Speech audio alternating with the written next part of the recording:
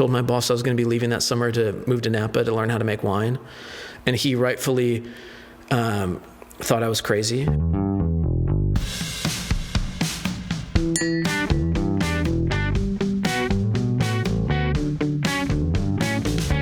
Still in Mendocino County on this particular visit, and this is just really cool to be here with Scott Kirkpatrick, and Scott is the winemaker here at Dancing Crow Vineyard. How you doing? I'm doing well. Thanks for coming out. My pleasure. Well, number one, it's a stunningly beautiful day. It really is. February, and number two, this is really a cool place, and it's huge. I did not expect that. Yeah, we bought this property 2 years ago or so. We had kind of operated leasing out space from other people's for the first 10 years of Dancing Crow. And we got really lucky that we found this at the right time, that we really wanted to kind of expand into having our own tasting room for the first time. And we found this beautiful property here in the town of Hopland, just north of the Sonoma-Mendocino border by about 5 miles.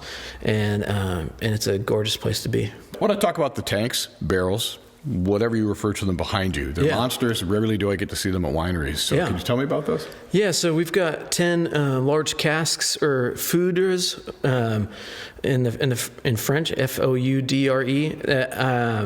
We had the Tonnerie Rousseau, the Rousseau family made for us when we first bought this property. In the past, Dancing Crow started out as we started out with just our Sauvignon Blanc vineyard, so we just made a lot of Sauvignon Blanc and purchased a little bit of Cabernet, and then we ended up buying one of Jed Steele's old Cabernet vineyards that also had 7 acres of an 1901 planted field blend block in it, and started making some Cabernet, and then we've kind of expanded over time. I took over winemaking a handful of years ago, and then when we bought this property, it was a big reason for it was wanting to finally have control over our winemaking process and not be at the mercy of a custom crush facility for as much as we could. And for me, I kind of came up learning about winemaking, working in Napa for about 10 years, starting at the very bottom and as a cellar intern, getting a job sweeping floors at a new winery, and then working my way up there to being the cellar master of a big custom crush facility and starting my own brand for a while. But so I'm a firm believer, while I don't love lots of oaky flavors in wine, I'm a really big believer in the role that oak plays in aging wine properly. And so we were kind of in this dilemma where we were never allowed to have barrels at our old custom crush facility. And because it was a bigger one operated by Gallo. And so when we bought this place, is like one of the big keys for me to honoring the wines that had been made in the past before I came on, but also elevating hopefully the quality of the wines and the consistency of the wines. It's like we have to have some sort of an oak program. I'm a big believer in neutral oak, but I was like, it's, you have to be careful when buying neutral oak. But also I didn't want to just buy, a few hundred new barrels. Obviously while that is certainly prohibitively expensive, but it's also that would change the profile of our wines when we've never used new barrels in the past. And so my kind of solution to the problem was to have these large casks made. We have in Burgundy, so we got 10 of them made. They're range from 900 gallons is the smallest one up to, we have a handful that are 1,200 gallons and a few that are 1,500 gallons that hold 15, 20, and 25 barrels worth of wine, respectively. And that way we have so much more wine in the barrel as opposed to the outside oak surface area. So even in their newness, when we first filled them, we still weren't getting nearly as much oak as you would get on a new, smaller barrique barrel. But it also is, hopefully something that, they're beautiful also. They are something to see. And they will hopefully last for, longer than me. Let me see if I understand this correctly. Because of the size of this cask, this is to minimize the effects of the oak on the wine. That's what we're talking about. Yeah, it's in order to get the influence of oak, the slow micro-oxygenation that happens as air moves in and out of the pores of the wood. I also think oak has a lot of benefits other than the flavor of oak as well, with stabilization, color stabilization. Tannins can be really helpful, but and the amount of oxygen that gets in is different than a regular small barrel as well. So I think so, yeah. And that was something that we kind of had to adjust some of our processes on the fly with, as we realized that wines were tending more toward reduction in the casks than they would in a barrel, and that was a super interesting process and kind of fun, honestly. It's nice to be surprised sometimes. Yeah. But yeah, they're really awesome tools for aging a large amount of wine without giving it too much oak, but giving it just a tiny bit of the structure to build it around. Sure. Just to kind of backpedal for a moment, if you don't mind saying, who was it you worked for in Napa?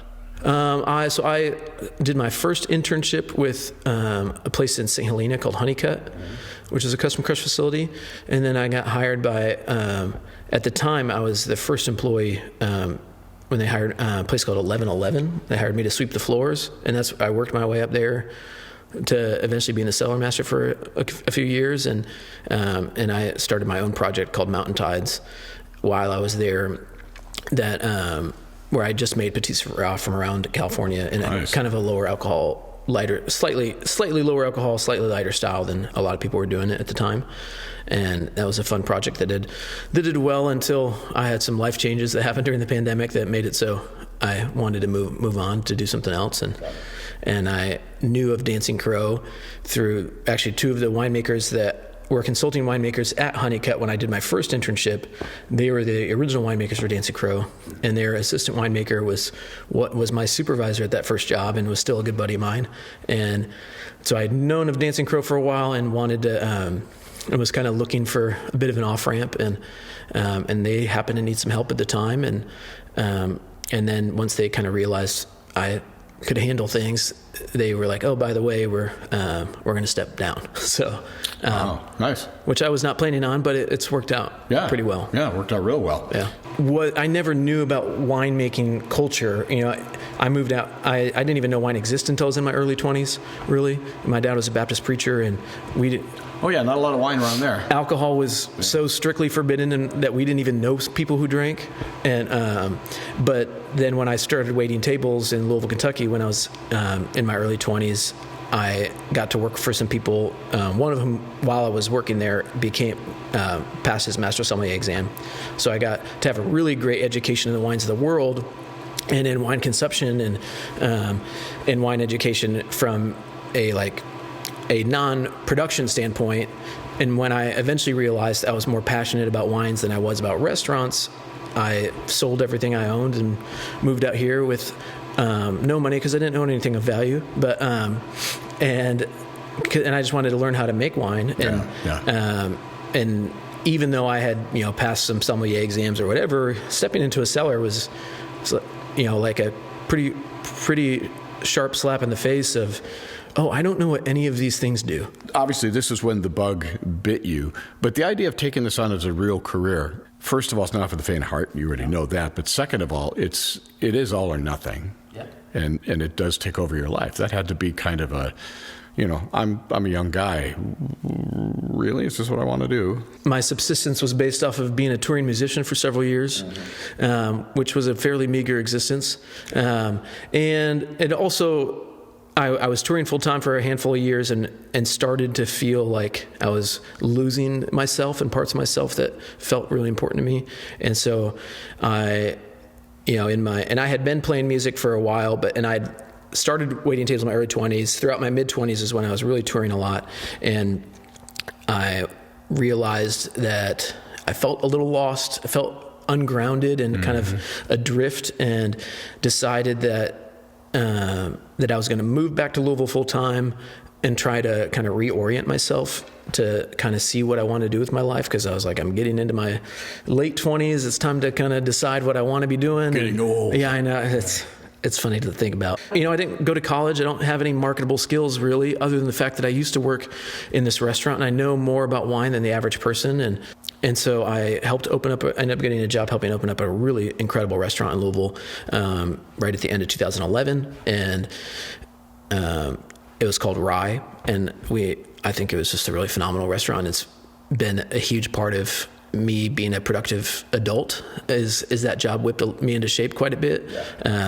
And I operated a little underground music venue out of my house at the time, on my off days, just fun. to keep that part of myself alive.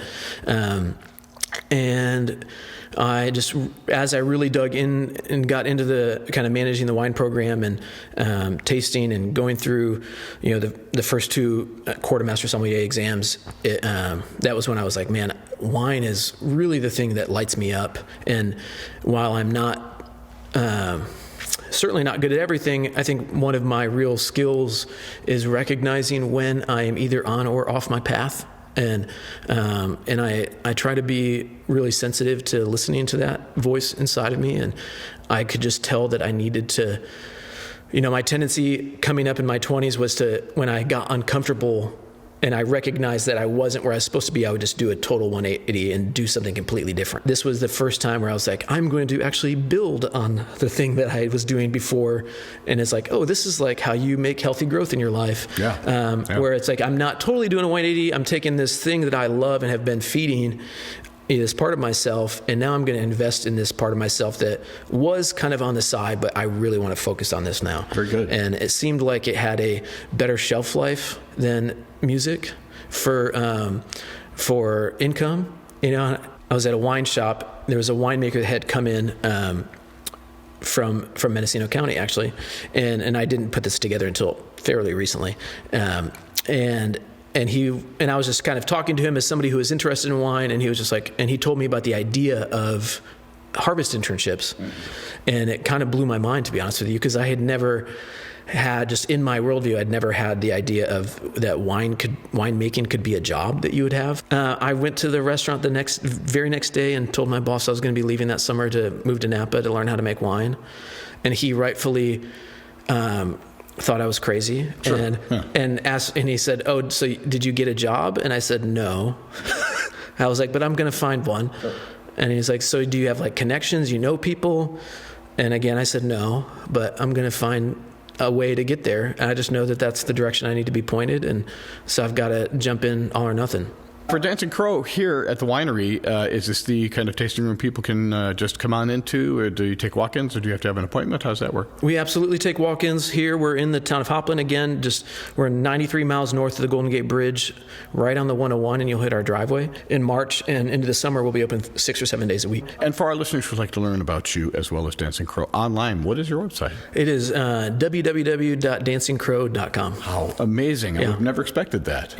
Sometimes it's best to keep things simple. This is very cool of you to take the time today. I appreciate it. I appreciate it, yeah. And then you've got to drive down to LA, so I say good luck to you. Oh, thank you. Yeah. Thanks very much. I appreciate it. Thanks, Ray.